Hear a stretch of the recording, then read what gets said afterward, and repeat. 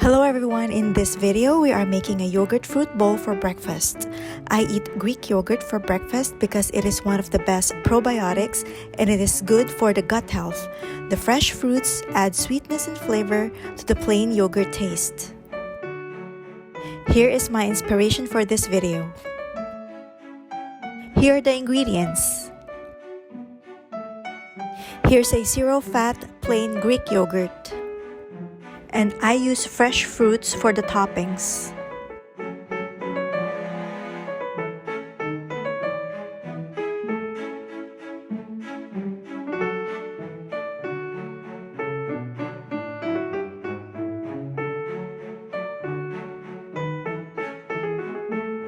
The maple syrup is completely optional. First, let's prepare the toppings and chop the banana and strawberries. You can add any fresh fruits available at your home.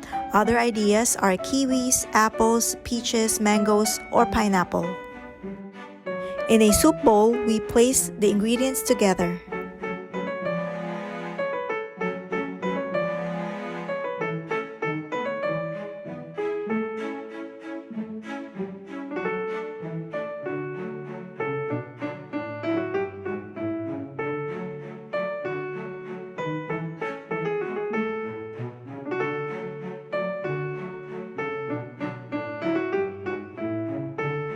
I hope you can try this very delicious yogurt fruit bowl.